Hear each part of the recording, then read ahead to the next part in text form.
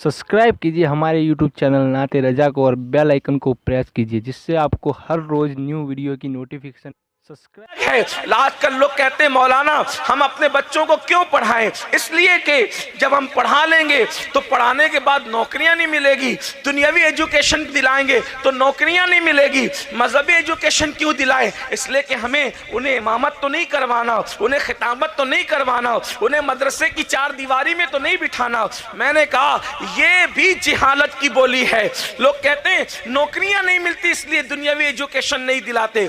हमें किसने कह दिया कि दुनियावी एजुकेशन हम नौकरी की वजह से दिलाते हैं?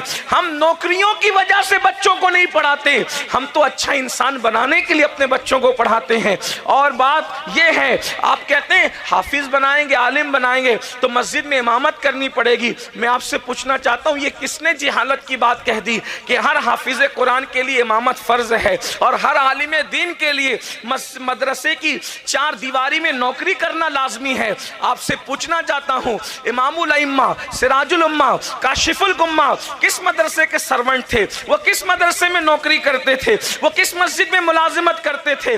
अल्लाह की इज्जत की कसम, मेरा इमाम जिसे दुनिया इमाम आजम अबू हनीफा के नाम से जानती है, करोड़ों हनफियों का इमाम है और उन करोड़ों हनफियों में गरीब नवाज जैसा हनफी, महबूब इलाही जैसा हनफी, दादा अली हुजवेरी जैसा हनफी, अल्लाह अकबर कुतुबुल अक्ताब बाबा कुतुबुद्दीन बख्तियार काकी जैसा हनफी, अपनी नमाज़े जनाजा खुद पढ़ाने वाला साबिर पाक जैसा हनफी, ऐसे हनफियों का इमाम है इमाम आजम अबू हनीफा। इतना बड़ा आलिम होकर भी जिसकी इल्मी सलाहियतों का आलम यह है कि हदीस में इशारा आता है कि इल्म अगर सुरैया की बुलंदियों पे होता तो अबनाए फारस में से एक बंदा इल्म को वहां से भी हासिल कर लेता। वो इमाम आजम मदरसे में नौकरी करने की बजाय बाजार में तिजारत करते नजर आ रहे हैं। अल्लाह अकबर, आप अंदाजा फरमाएं मेरे नौकरी और मुलाजिमत के अंदाज से आप चरागपा ना होइएगा, इसलिए कि इल्म को बतौर खैरात बांटना एक अलग उन्वान है जो इमाम आजम ने कर दिखाया है और वो तिजारत करते थे। और आपको बताऊं कूफा में उनसे बड़ा आलिम भी कोई नहीं था और कूफा में उनसे बड़ा मालदार भी कोई नहीं था। आज जरूरत है हम अपने बच्चों को दीनी और दुनियावी एजुकेशन दोनों दिलवाएं। उसका क्या नतीजा क्या निकलेगा? नतीजा यह निकलेगा जो अभी आप सुनेंगे। आज एजुकेशन न होने की बुनियाद पर हमारी कौम के ताजिर 250 रुपए की चप्पल बेचने के लिए अल्लाह की झूठी कसम खाते हैं। इतना गिर चुका है मुसलमान, 200-250 रुपए की चप्पल बेचने के लिए अल्लाह की झूठी कसम खा रहा है।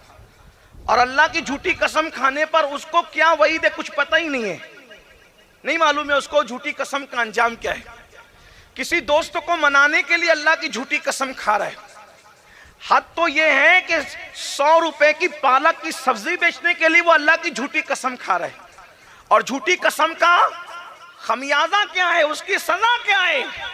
अल्लाह पाक हदीस कुदसी में फरमाता है कि मेरे नाम को कसमों का निशाना ना बनाओ, जो मेरे नाम की झूठी कसम खाएगा मैं उसकी 7 पुश्तों तक लानत करूंगा।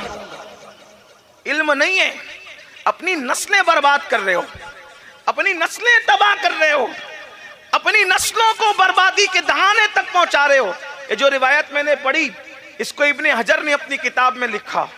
अब आइए, अगर आप अपने बच्चों को इल्म दीन सिखाओगे, और पहली बात तो हम लोग दीनी और दुनियावी उलूम में फर्क नहीं करते, उसकी वजह यह है कि सारे उलूम ही कुरान से निकले हैं। दीनी और दुनियावी उलूम की तकसीम तो बाद में किसी साजिश के तहत की गई है। सारे उलूम हमारे यहाँ से चले हैं। अगर कोई कहता है कि साइंस के उलूम कहाँ से आए, मैंने कहा वो भी हमने दिए, तो लोग इसका मजाक उड़ाते हैं मौलवियों के दिमाग चौथे आसमान पर है। मैंने कहा हवा में बात करना अलग है, दलील से बात करना अलग है। हम अभी साबित कर देते हैं। और एक बात नहीं, मैं तो कोई मुहक्किक नहीं हूं, एक तालिब इल्म हूं, लेकिन आपको ये जरूर कहूंगा आप अलजेब्रा ज्योमेट्री साइंस, किसी भी इल्म को मेरे सामने ला कर रखिए, इंशाअल्लाह तबारक व तआला मैं अपने औलिया और अपने असलाफ के अक़वाल से उसके ज़ाब्ते साबित करूँगा इंशाअल्लाह। बड़ी बात नहीं करता। देखिए, आपने भी साइंस पढ़ा होगा, हमने भी कुछ थोड़ा बहुत पढ़ा। एक है इल्म जिसे इल्म सौतियात कहते हैं, अरबी में इल्म सौतियात, और उसको उर्दू ज़बान में आवाज़ का इल्म कहते हैं। ठीक, आवाज़ के इल्म के लिए स्कूल और कॉलेजेस में एक ज़ाब्ता पढ़ाया जाता है। आवाज़ क्यों सुनाई देती है? तो साइंस कहती है आवाज़ सुनाई देने की वजह यह है, ज़ाब्ता है, ये ज़ाब्ता है, उसूल है। ज़ाब्ता ये है, आवाज़ इसलिए सुनाई देती है कि आवाज़ की लहरें हवा के दोष पर सफ़र करती है, यही ज़ाब्ता है। इंग्लिश मीडियम में भी, उर्दू मीडियम में भी, मराठी मीडियम में भी, हिंदी मीडियम में भी यही उसूल है ना कि आवाज़ की लहरें हवा के दोष पर सफ़र करती है। इसीलिए जहाँ हवा नहीं होगी वहाँ आवाज़ सुनाई नहीं देती। चांद पर अगर आप जाकर के बात करें, अगर चले जाएं तो लोग कहते हैं हम गए थे, हम कहते हैं कि आप अगर चांद की शहादत दे दे कि हमने देखा तो हम उसको नहीं मानते, तो आपका चांद पे जाना हम कैसे यकीन कर लें?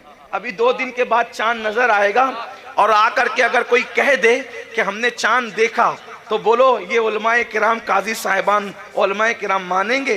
तो जिनके कहने पे चांद का देखना नहीं मानते, उनके कहने पे चांद का जाना कैसे मान सकते हैं?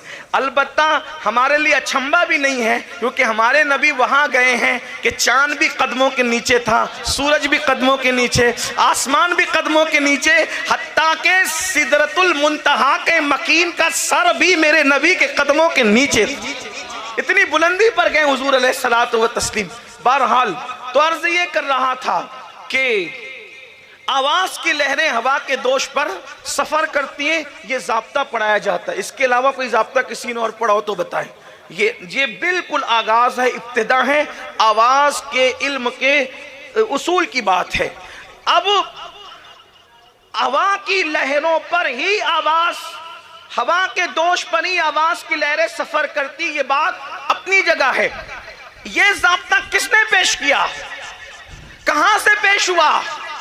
तो जिसने जितनी भी बातें कही वो अपनी जगह, लेकिन हम सबसे पहली मर्तबा इस ज़ाब्ते को अमली नमूने की शक्ल में अगर कहीं देख रहे हैं तो वो मैदान करबला है। ये ज़ाब्ता आवाज की लहरें हवा के दोष पे सफर करती है। ये ज़ाब्ता अगर कहीं से मिलता है तो वो मैदान करबला से अमली तौर पे मिलता है कि जब कटी पिटी लाशों पर घोड़े दौड़ चुके और इमाम ज़ैनुल आबिदीन मज़लूम करबला ने अपनी आवाज को पहुंचाना चाहा तो न चिड़ियों को बुलाया, न कबूतरों को बुलाया, न तसव्वुर को बुलाया, न तखज्जुल को बुलाया, बल्कि आवाज दी तो किसको आवाज दी? इन्नल तिया रिह सबा यौमन इला अर्दिल हरम बल्लिग सलामी रौदतन फीहन नबीजिल मोहतरम। ऐ हवा इधर आ, अगर तेरा गुजर मदीने की तरफ हो तो मेरा पैगाम मेरे नाना मोहम्मदुर रसूलुल्लाह को पहुंचा देना। आपसे पूछना चाहता हूं, आप बताएं कि ये साइंस का ज़ाब्ता कौन बता? और फिर लोग साइंस के ज़ाब्ते सुकून के और यकसुई के और इत्मीनान के माहौल में बयान करते हैं, फिर भी गलती कर जाते हैं। तवज्जो करें, ज़ैनुल आबिदीन कितना बड़ा साइंसदान होगा कि इतने टेंशन में इतना अजीम ज़ाब्ता वो दुनिया के सामने खोलते हुए नजर आते हैं। ये चीज़ है मेरे अजीज, आप अंदाजा तो फरमाएं। तो दुनियावी और दीनी उलूम की तकसीम बाद में हुई, सारे उलूम कुरान से निकले।